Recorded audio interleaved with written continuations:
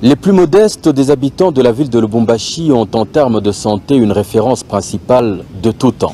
Il s'agit du monumental hôpital général provincial de référence Jason Sendwe qui, fort de ses 1250 lits, est une des plus grandes institutions hospitalières du pays. Mais voilà, ce bijou plus que cinquantenaire a au cours des années graduellement perdu son éclat et a fini par se retrouver dans un état de décrépitude extrêmement avancé, exposant dangereusement la santé des patients et même celle du personnel soignant.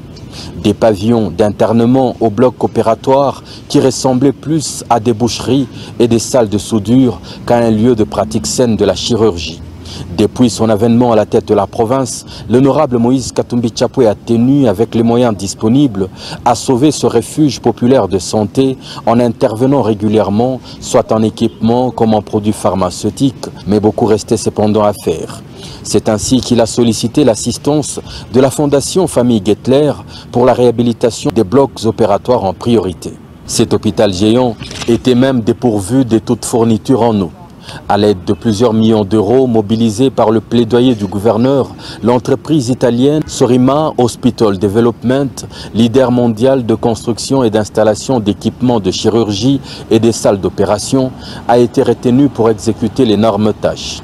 Elle enverra sur place une dizaine d'ingénieurs pour changer toute la configuration du 4e niveau de l'hôpital Jason Sendwe et y installer ce qui sera un des blocs opératoires le plus pointu de toute l'Afrique, avec un design, une fonctionnalité et une technologie de toute dernière génération en la matière.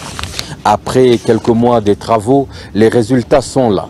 Le Katanga possède ce jour un quartier opératoire sublime, dont tout le parterre est en vinyle aseptique, avec des structures murales dans lesquelles différents terminaux usuels sont déjà encastrés. Les installations étant parsemées des moniteurs de contrôle haute définition et d'une cabine électrique sûre au maximum.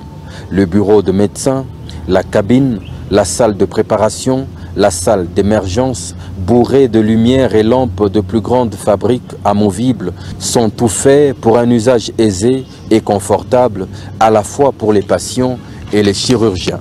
La salle de gynécologie, aux côtés de 5 autres blocs opératoires, dégage avec charisme une sérénité et des dispositifs qui ne sont trouvés que là où le prix de la vie humaine se place au-dessus de tout. Des chronos sont placés, des caméras également, pour enregistrer le déroulement des opérations ou les diffuser auprès d'autres collègues.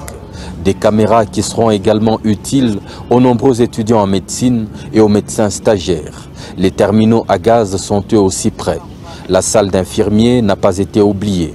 Dans un bâtiment déserté par toute goutte d'eau depuis des lustres, la denrée vitale coule à nouveau des robinets impeccables et inoxydables. L'on découvre ensuite la salle de chirurgie abdominale, la salle de réserve du matériel médical, la salle d'orthopédie, la salle de réveil, la salle de gangrène, la salle de stérilisation et bien entendu des toilettes très propres et confortables. L'électricité est ici en permanence. Un dernier coup d'œil exposant les douches ainsi que des vestiaires pour hommes et femmes. Ce qui se trouve ici n'a rien à envier à aucun hôpital de la planète Terre. Nous sommes pourtant en RDC, au Katanga, où l'honorable Moïse Katumbi Tchapoué est prêt à tout pour offrir aux plus vulnérables de ses administrés ce qui existe de meilleur. Des traces claires, visibles, qui une fois de plus le mettent sous les projecteurs. L'histoire, elle, de retenir que le 36e gouverneur du Katanga, à bien d'égards, est très différent. Des devises dépensées dans les opérations coûteuses d'expatriation médicale seront économisées par le pays et la province.